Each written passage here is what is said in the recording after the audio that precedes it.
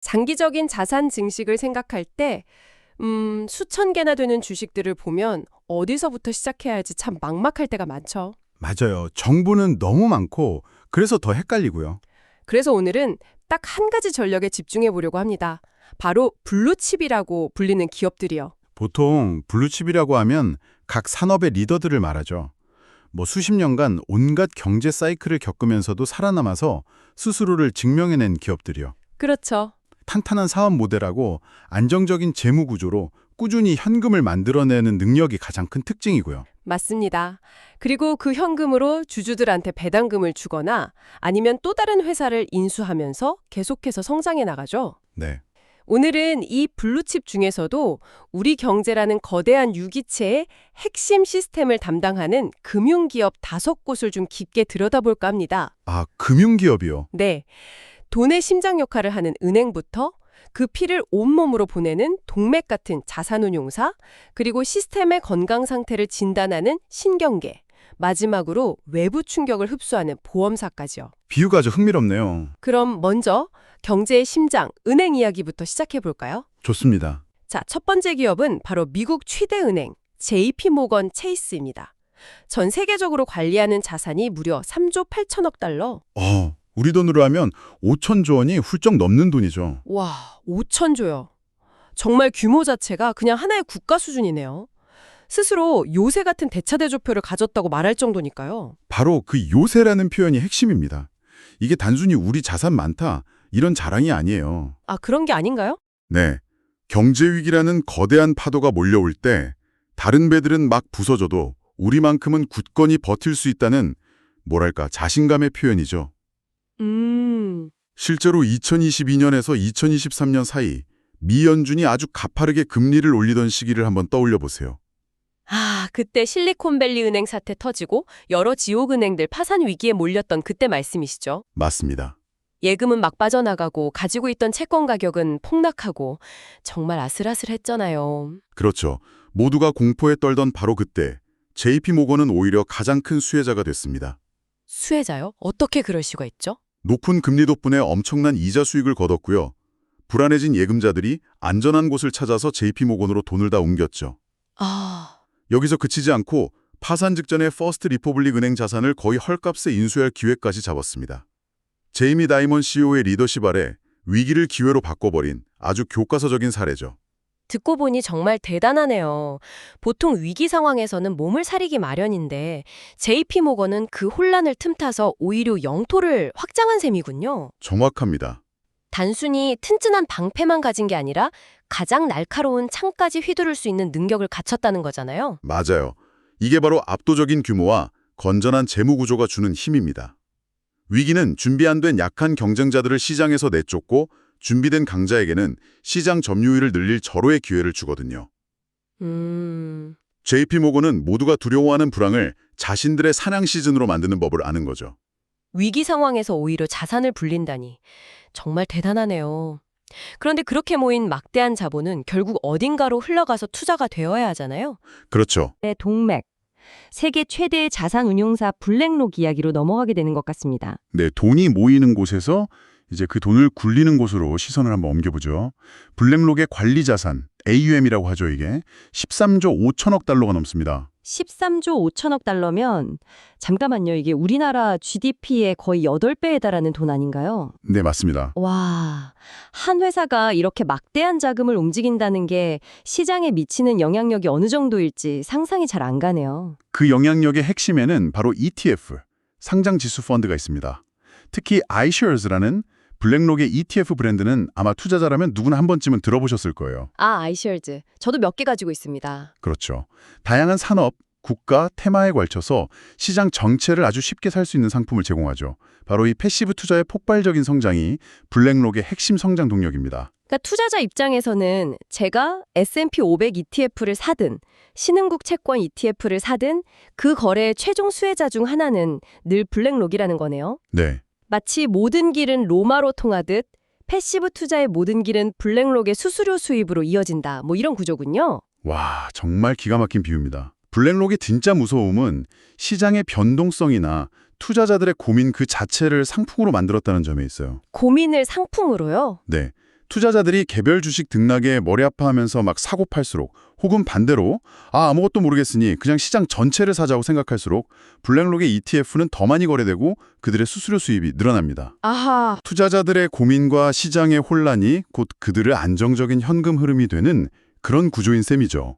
시장이 오르든 내리든 상관없이 자산이 굴러가는 한 계속해서 수수료가 들어오는 파이프라인을 가진 거군요. 바로 그겁니다. 그러니 16년 연속으로 배당금을 늘려올 수 있었던 거네요.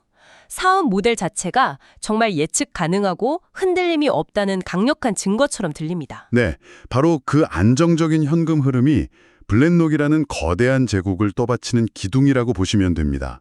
알겠습니다. 자, 그럼 JP모건이라는 심장에서 나온 돈이 블랙록이라는 동맥을 통해 흐르고 있습니다. 그런데 이 거대한 시스템이 원활하게 돌아가려면 반드시 필요한 게 있죠. 뭘까요? 바로 신뢰입니다.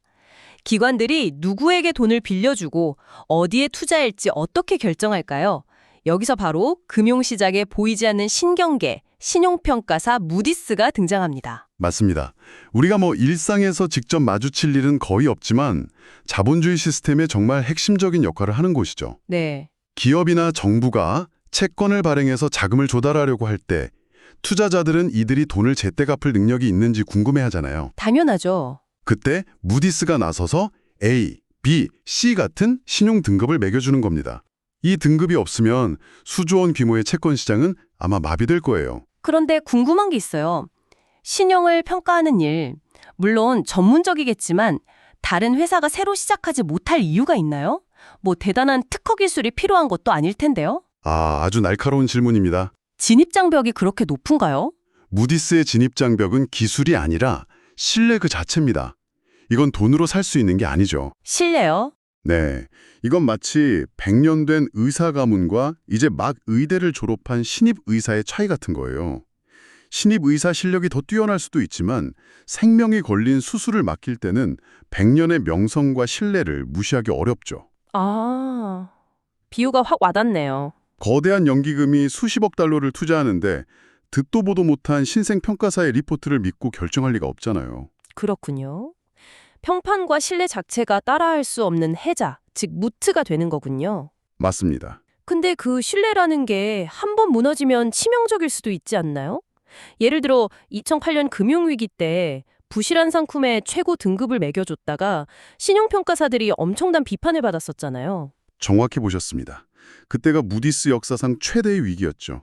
신뢰에 정말 큰 타격을 입었습니다. 네. 하지만 역설적이게도 그 위기가 무디스의 지위를 더 공고하게 만들었습니다. 아니, 위기 졌는데 어떻게 지위가 더 강해지죠? 위기 이후에 금융 규제가 엄청나게 강화되면서 신규 업체가 신용평가업에 진출하는 게 법적으로나 실질적으로 거의 불가능해졌기 때문입니다. 아, 결국 시장은 기존의 플레이어인 무디스하고 S&P 글로벌에 더 의존하게 됐죠.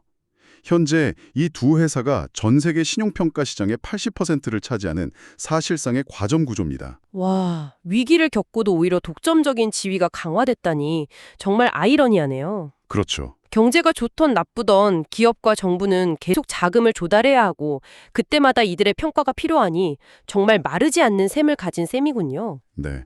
그래서 아주 높은 이익 마진을 유지할 수 있는 겁니다. 자본주의의 심판 역할을 하면서 안정적인 수익을 거두는 아주 독특한 비즈니스 모델이죠. 지금까지 돈이 어떻게 만들어지고 어떻게 흐르고 또 어떻게 신뢰를 얻는지 살펴봤습니다. 하지만 이렇게 잘 짜인 시스템이라도 언제나 예기치 못한 충격에 직면하기 마련이죠. 그렇죠. 자연재해나 대형 사고 같은 것들이요. 네, 사이버 공격도 있고요. 여기서 경제의 충격 흡수 장치이자 안전망 역할을 하는 보험사들이 등장합니다. 오늘은 특히 손해보험 분야의 두 강자, 프로그레시브와 처브를 비교해 보려고 합니다. 두 회사 모두 보험업계의 최상위 플레이어지만 접근 방식은 상당히 다릅니다. 프로그레시브는 주로 개인 자동차 보험에 집중하고 있어요. 아, 자동차 보험이요? 네, 미국에서 두 번째로 큰 자동차 보험사고요. 공격적인 마케팅이랑 데이터 기반의 보험료 산정으로 유명하죠. 그럼 처브는요? 반면에 처분은 훨씬 광범위한 영역을 다룹니다. 기업의 1번 책임보험, 사이버 위험, 임원 배상 책임, 해상보험 같은 아주 복잡하고 규모가 큰 기업보험이 주력 분야입니다. 아, 주력 시장이 개인 고객하고 기업 고객으로 명확히 갈리는군요. 맞습니다. 그렇다면 수백만 명의 자동차 보험 계약을 관리하는 거랑 수백억 원짜리 기업의 특수 위험을 보장하는 건 사업의 성격 자체가 완전히 다를 것 같은데요. 네, 다르죠. 주주들에게 이익을 돌려주는 방식에도 차이가 있겠네요. 바로 그 지점에서 두 회사의 철학 차이가 명확하게 드러납니다. 먼저 처분은 꾸준함의 대명사라고 할 수 있어요. 꾸준함이요. 무려 32년 연속으로 매년 배당금을 인상해 왔습니다. 와, 32년이요. 한 세대가 넘는 시간이네요. 정말 대단합니다. 흐름이 얼마나 안정적이고 예측 가능한지에 대한 엄청난 자신감의 표현입니다.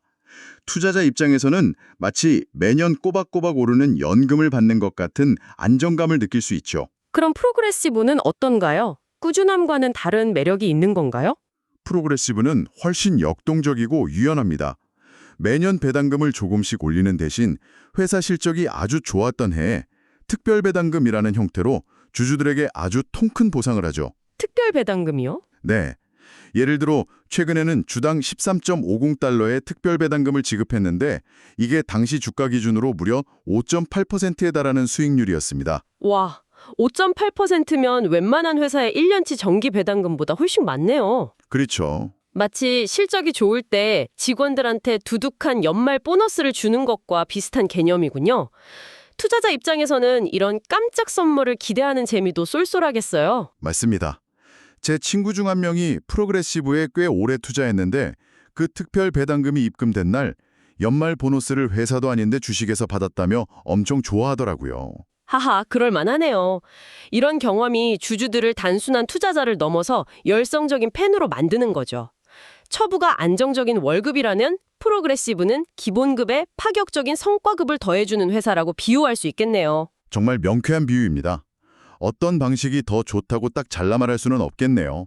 투자자 성향에 따라 안정적인 현금 흐름을 선호할 수도 있고 아니면 폭발적인 한방을 기대할 수도 있으니까요. 네, 각기 다른 매력을 가진 두 개의 우량 기업인 셈이죠. 자, 오늘 금융 시스템의 핵심적인 역할을 하는 5개 기업을 살펴봤습니다.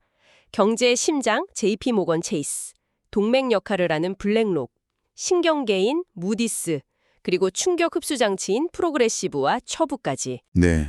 이들의 공통점은 각자 분야에서 누구도 쉽게 넘볼 수 없는 확고한 리더의 위치를 차지하고 있고 또 쉽게 흔들리지 않는 견고한 사업 모델을 가졌다는 점이겠죠. 네, 안정성과 꾸준한 성장의 가능성을 동시에 엿볼 수 있었습니다. 오늘 우리는 이렇게 각 산업을 지배하는 개별 챔피언들을 하나씩 살펴봤는데요. 네, 여기서 마지막으로 생각해 볼 만한 질문 하나를 던져드리고 싶습니다. 어떤 질문이죠? 하나의 산업에서 압도적인 1등 기업의 주식을 소유하는 것과 이들 모두를 포함한 시장 전체 지수, 예를 들어 S&P 500 ETF를 소유하는 것은 어떤 차이가 있을까요? 아, 흥미로운 질문이네요. 오늘 우리가 살펴본 개별 챔피언에게 직증적으로 투자하는 것과 그 챔피언들을 포함한 경기장 전체에 투자하는 것 사이의 장단점은 무엇일지 한번 각자의 투자 철학에 비추어 고민해 보시면 좋을 것 같습니다.